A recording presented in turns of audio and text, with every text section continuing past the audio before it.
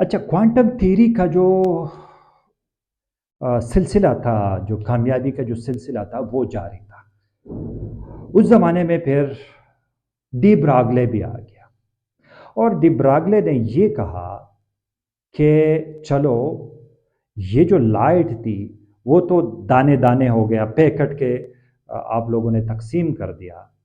लेकिन क्या ये पॉसिबल है कि इलेक्ट्रॉन को हम वेवी कर दें? इलेक्ट्रॉन मोशन, ये स्मॉल पार्टिकल्स है, इसको हम एज अ वेव कंसिडर कर सकते हैं। तो यहाँ पे एक वो चल रहा था और वो डी ब्रागले जो है इस पे काम कर रहा था। डी ब्रागले के बारे में ये है कि de Broglie he was a prince of France. He was a prince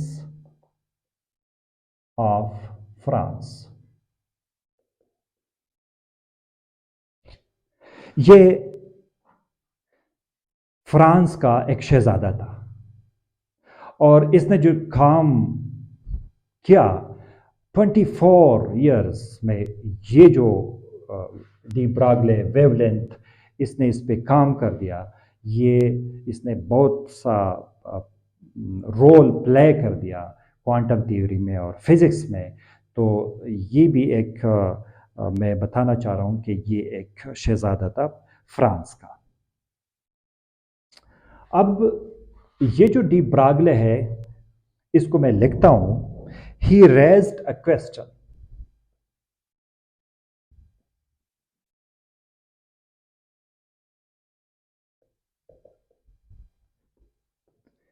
He said that the light consists of photons and behave like a particle.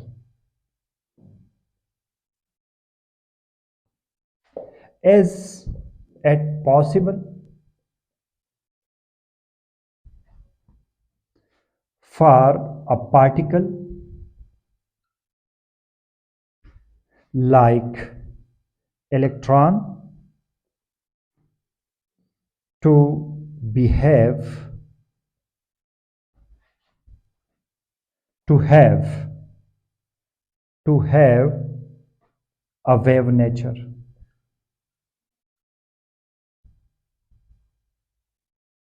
ये एक क्वेश्चन इसने रेस कर दिया। मतलब ये क्वांटम थ्योरी तो चल रही थी और ये भी काम कर रहा था और इसने ये क्वेश्चन रेस कर दिया कि ठीक है, आप लोगों ने तो लाइट को फोटॉन में कन्वर्ट कर दिया, लेकिन क्या ये पॉसिबिलिटी है कि एक पार्टिकल को वेव नेचर दिया जाए? तो ये एक क्वेश्चन है जो इसके जहन में चल रहा था। अच्छा, ये बड़ी इंटरेस्टिंग स्टोरी है, इसको सुन लीजिए। इसको मैं मिटा देता हूँ।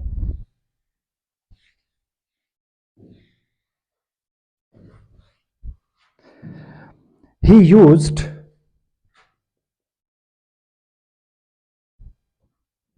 electromagnetic waves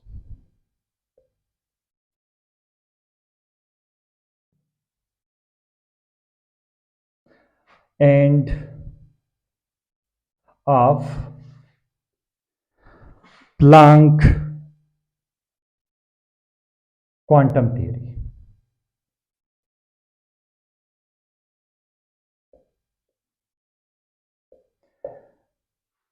डी ब्रागले ने प्लांक की जो क्वांटम थ्योरी है इसको यूज़ कर दिया और उसने ये कहा कि जो इलेक्ट्रोमैग्नेटिक रेडिएशन है ये फोटॉन्स है, पार्टिकल्स है।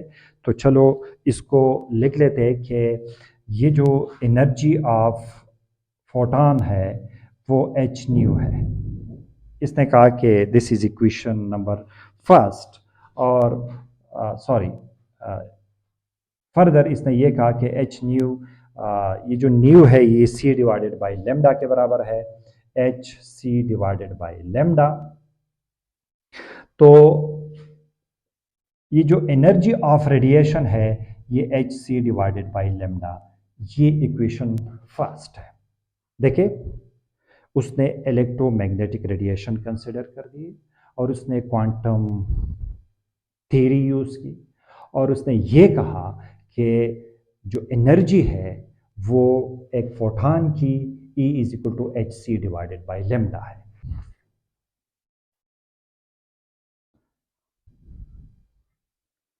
और उसने ये कहा कि ये जो इलेक्ट्रोमैग्नेटिक रेडिएशन है, electromagnetic radiation have a wave nature. मतलब उसने ये कहा कि लेमडा आ रहा है तो लेमडा तो किसी वेव की होती है, तो इसी वजह से इसने कहा कि ये एक वेव नेचर है। इसने आइंस्टाइन थ्योरी भी यूज की। Einstein theory of relativity.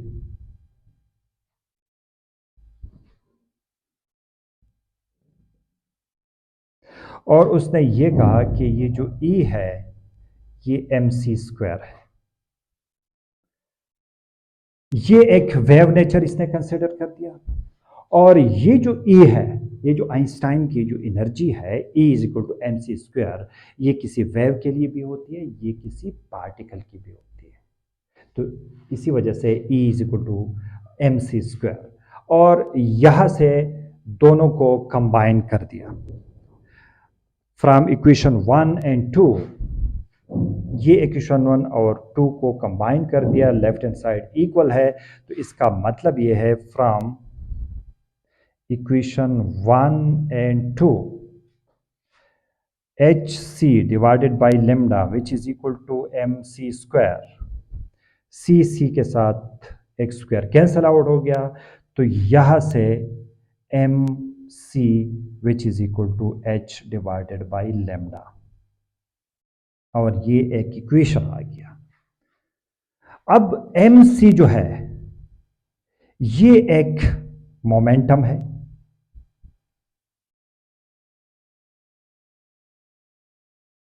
और ये एक वेव है।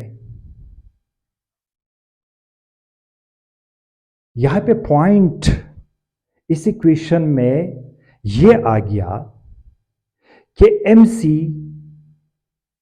ये मोमेंटम है और मोमेंटम किसी पार्टिकल की होती है। फिर इस इक्वेशन में लेमडा भी है, लेमडा तो किसी वेव की होती है। तो यहां पे दो चीजें मैक्स हो गई, मोमेंटम भी आ गया, मोमेंटम किसी पार्टिकल की होती है, वेवलेंथ भी आ गया, वेवलेंथ तो किसी वेव की होती है। तो जब इनके पास ये वाली इक्वेशन आ गई mc momentum which is equal to h divided by lambda, तो वो उस टाइम आइंस्टाइन के पास चले गए, क्योंकि उस टाइम आइंस्टाइन भी काम कर रहा था। वो आइंस्टाइन के पास चला गया और उसने ये कहा कि मेरे पास ये इक्वेशन आ गया, अब इस इक्वेशन का मैं क्या करूं? पार्टिकल बिहेवियर भी है और वेव नेचर भी है। तो आइंस्टाइन ने थोड़े सोच विचार के बाद उसने ये कहा डी ब्रागले को कि ये जो इक्वेशन आपके पास आ गया इसको जनरलाइज कर दे। जनरलाइज का मतलब ये है कि ये पूरे यूनिवर्स के लिए कर दे।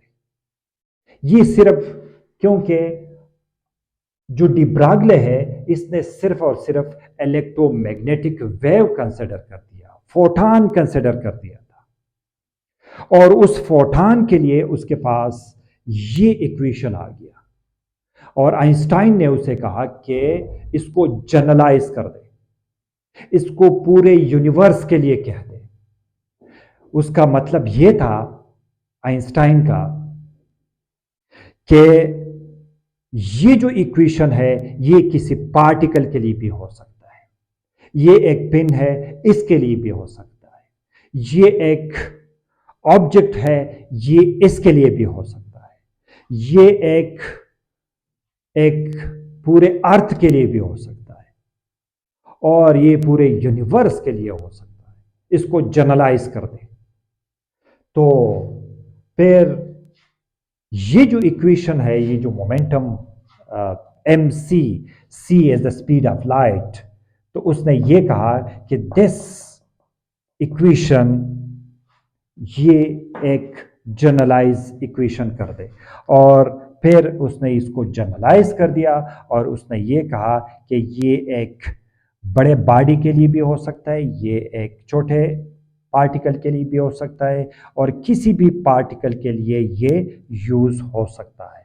और इसको फिर momentum p which is equal to h divided by lambda का नाम दिया गया। और आइंस्टाइन ने उसका हेल्प ये किया कि इसको जनरलाइज कर दे, पूरे यूनिवर्स के लिए ये इक्वेशन वैलिड है। अब इस इक्वेशन का क्या मतलब है? p which is equal to h divided by lambda, इस इक्वेशन का मतलब ये है कि कोई भी स्मॉल पार्टिकल हो या बिग पार्टिकल है, अगर इलेक्ट्रॉन को ले ले, प्रोटॉन को ले ले, या ये एक पिन को ले ले, इनके साथ एक वेव एसोसिएटेड है। जब ये मूव करेगा तो इसके साथ एक वेव एसोसिएटेड होगा। इलेक्ट्रॉन जब मूव कर रहा है तो उसके साथ भी एक वेव एसोसिएटेड है। प्रोटॉन जब मूव कर रहा है तो उसके साथ भी एक वेव है। तो इसी वजह से आइंस्टाइन ने उसे कहा कि इसको जनरलाइज कर दें, किसी भी पार्टिकल के लिए ये हो सकता है। लेकिन ये भी है कि इलेक्ट्रॉन का जो वेवलेंथ है, अगर वो हम फाइंड कर ले तो उसके लिए हमारे पास डिवाइसेस मौजूद है कि इसको हम मेजर कर सकें। लेकिन ये जो बॉल पॉइंट है या ये पिन है, इसका भी वेवलेंथ है। अगर इस फार्मूले में अगर इसको हम देख ले तो इसका भी वेवलेंथ मौजूद है, लेकिन हमारे पास इस तरह डिवाइसेस नहीं है कि इस छोटे वेवलेंथ को, इस स्मॉल वेवलेंथ को हम मेजर कर सकें। कोई भी पार्टिकल हो, वो कोई अर्थ भी हो, अगर वो मूव करेगा तो इसका भी वेवलेंथ हो, लेकिन वो कैसे मेजर कर ले, उसके पास इसको मेजर करने के हमारे पास कोई डिवाइस मौजूद नहीं है। अच्छा, ये जो आइंस्टाइन ने ये कहा कि इसको जनरलाइज करते हैं, ये क्यों कहा? इसके पीछे भी एक कहानी है।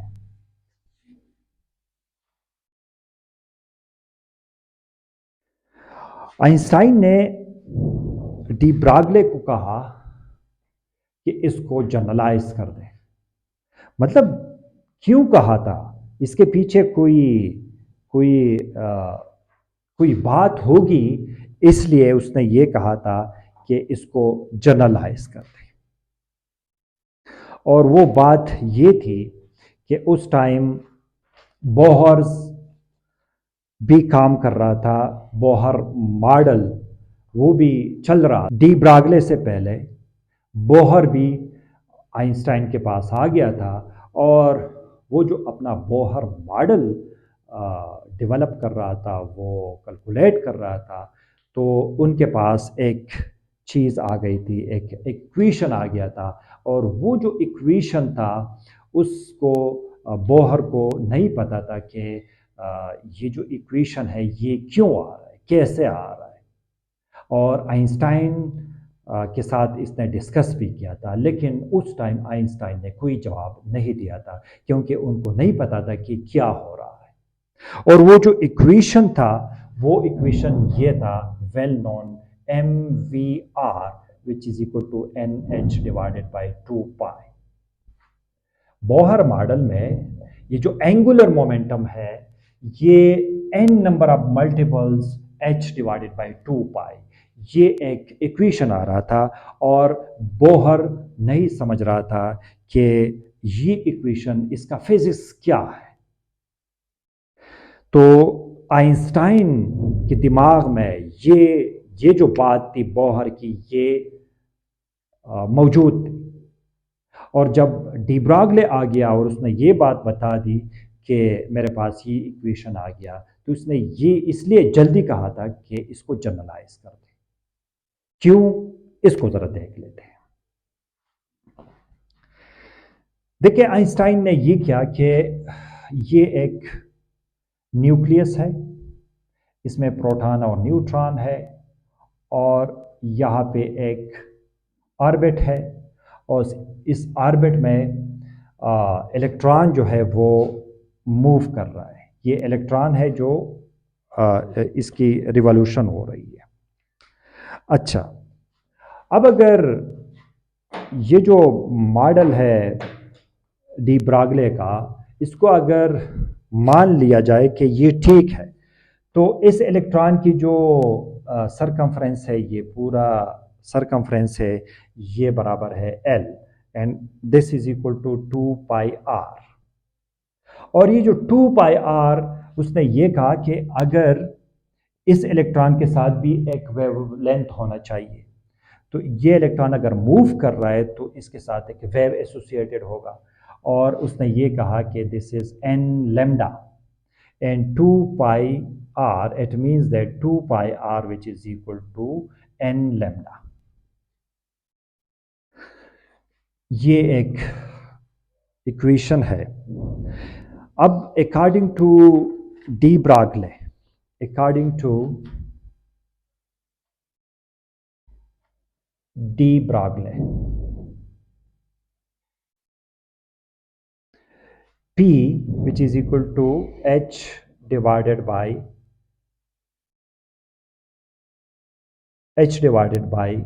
lambda, और फर्दर P अगर हम मान ले के this is mv which is equal to H divided by lambda। तो ठीक है, ये इक्वेशन 2 है, डी ब्रागले यही कह रहा है।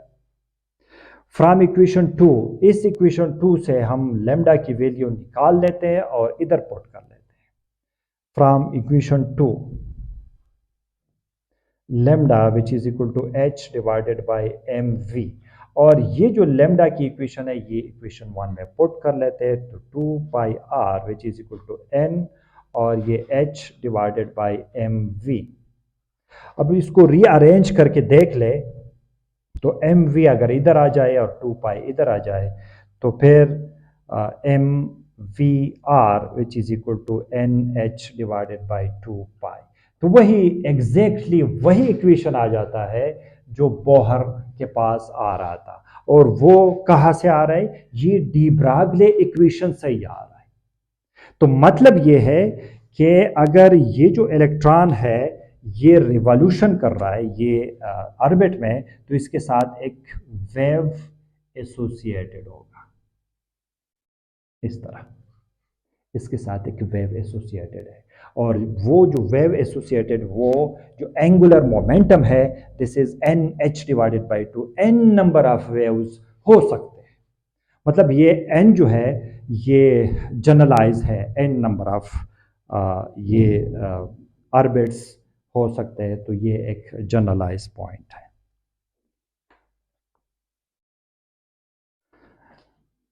अच्छा, ये बात तो हो गई, डी ब्रागले का कंसेप्ट भी आ गया। उसने ये कहा कि अगर लाइट क्वांटम हो सकते हैं तो क्या पार्टिकल वेव हो सकते हैं, उसने ये बात कही। और इसको एक डुअल नेचर, वो बाद में बात हम कर लेंगे।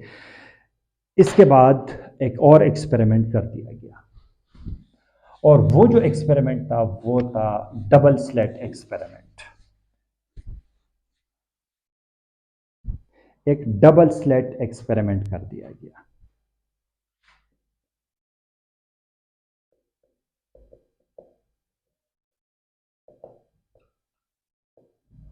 डबल स्लिट एक्सपेरिमेंट में ये है कि कोई वेव, फर्ज कर ले ये आ जाता है इधर, और यहाँ पे ये जो वेव है इसका जो वेवलेंथ है ये कंपेरेबल है विद दीज टू स्लेट, इस स्लेट और इस स्लेट के कंपेरेबल है, तो फिर क्या होना चाहिए, ये इस तरह होना चाहिए कि ये कुछ वेव्स इस तरह जनरेट हो सकते हैं, और सिमिलरली इधर से भी। और जब ये जाके स्क्रीन पे लग जाता है तो स्क्रीन पे आपके पास कुछ इस तरह बिहेवियर नज़र आएगा। ये बिहेवियर ये है कि सेंटर पे इंटेंसिटी जो है, जो लाइट की जो इंटेंसिटी वो मैक्सिमम है, और इस साइड पे और इस साइड पे आपके पास इंटेंसिटी कम होना शुरू हो जाएगी और आपको फ्रिंजेस नज़र आ जाएंगे, कोई ब्राइट फ्रिंजेस और डार्क फ्रिंजेस। इसका मतलब यह है कि यहाँ पे क्वांटम इंटरफेरेंस फिनोमेना हो रहा है, कंस्ट्रक्टिव और डिस्ट्रक्टिव इंटरफेरेंस हो रही है। तो ये तो हमें पता है कि इंटरफेरेंस किस तरह हो रही है। लेकिन जब ये एक्सपेरिमेंट कर दिया गया कि फर्ज कर ले इस वेव की जगह अगर हम कंसिडर कर ले स्मॉल पार्टिकल्स को, मतलब ये एक स्लेट है और इधर से पार्टिकल्स इलेक्ट्रॉन्स को अगर हम कंसिडर कर ले कि इलेक्ट्रॉन ही आ रहा है और इधर से, तो होना तो ये चाहिए कि इस स्लेट से जो इलेक्ट्रॉन निकलेंगे और वो इधर जमा हो जाएंगे, और इधर इस स्लेट से जो इलेक्ट्रॉन निकलेंगे वो तो इधर ही चले जाएंगे। मतलब क्लासिकली तो आपको यही नजर आ रहा है, लेकिन ऐसा नहीं हुआ। ऐसा नहीं हुआ। इस एक्सपेरिमेंट में हुआ ये कि जब ये इलेक्ट्रॉन की जो बीम आ रही है और ये इधर स्लेट से गुजरती है, तो यहाँ पे क्या नजर आ गए, यहाँ पे डार्क डार्क और ब्राइट, फिर डार्क और ब्राइट फ्रिंजेस आना शुरू हो गए। जिस तरह वेव में है इसी तरीके से यहाँ पे डार्क एंड इस तरह ब्राइट फ्रिंजेस आना शुरू हो गया, और एग्जैक्टली यहाँ पे जो इंटेंसिटी है वो इस तरह इंटेंसिटी की जो डिस्ट्रीब्यूशन है, जिस तरह वेव की इंटेंसिटी डिस्ट्रीब्यूशन है, सिमिलरली इलेक्ट्रॉन्स का भी वही पैटर्न आ गया, वही इंटेंसिटी। तो यहाँ से भी रिजल्ट ये है, कंक्लूजन ये है कि ये जो इलेक्ट्रॉन्स है ये बम्बार्डमेंट कर रहे हैं, तो इसकी भी क्वांटम इंटरफेरेंस फिनोमेना हो रहा है। इसी वजह से आपको डार्क एंड ब्राइट फ्रिंजेस नजर आ रहे हैं। तो यहाँ तक ये लेक्चर काफ़ी है, और आगे देखेंगे और डिस्कवरी की तरफ और चीज़ें हमने क्वांटम मैकेनिक्स की डिस्कस करना है। Thank you.